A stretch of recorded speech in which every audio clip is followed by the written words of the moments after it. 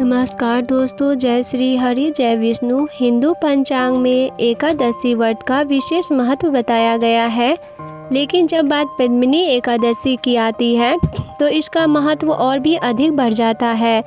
धार्मिक मान्यताओं के अनुसार इस दिन व्रत, पूजा पाठ और भगवान विष्णु की आराधना करने से जीवन के सभी कष्ट दूर होते हैं और शुभ फलों की प्राप्ति होती है। माना जाता है कि यह व्रत कई वर्षों की तपस्या के बराबर पुण्य फल देता है।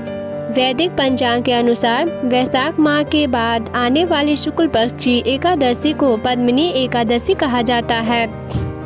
इस वर्ष पद्मिनी एकादशी की तिथि की शुरुआत 26 मई को सुबह 5:10 से होगी, जबकि इसका समापन तिथि है 27 मई को सुबह 6:21 तक होगी। इसलिए पद्मिनी एकादशी 27 मई को ही मनाई जाएगी। इस दिन ब्रह्मा मुहूर्त में उठकर व्रत का संकल्प ले, एक चौकी पर पीला वस्त्र बिछाकर भगवान विष्णु और माता लक्ष्मी की प्रतिमा स्थापित करें। उन्हें पीले फूल, पीले चंदन, अक्षत और तुलसी दल अर्पित करें।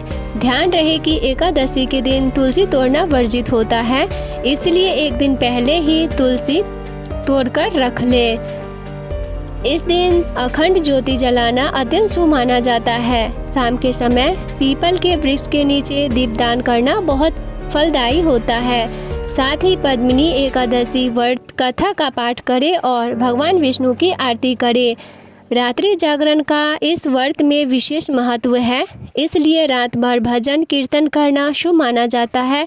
धार्मिक मान्यताओं के अनुसार इस व्रत का फल कठिन तपस्या, यज्ञ और दान से भी अधिक होता है। यह व्रत संतान सुख, धन संपत्ति और मोक्ष प्रदान करने वाली मानी गई है। ध्यान रहे कि एकादशी के दिन चावल खाना और बनाना पूरी तरह से वर्जित होता है। साथ ही लहसुन, प्याज और मांसाहारी जैसे तामसिक भोजन से दूर रहना होगा। भगवान विष्णु की पूजा तुलसी के बिना अधूरी मानी जाती है, लेकिन एकादशी के दिन तुलसी को जल देना और पत्ते तोड़ना वर्जित होता है।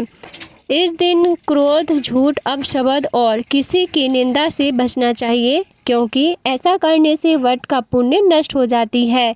पद्मिनी एकादशी का व्रत केवल शरीर से नहीं बल्कि मन और वाणी से होती है। जय श्री हरि।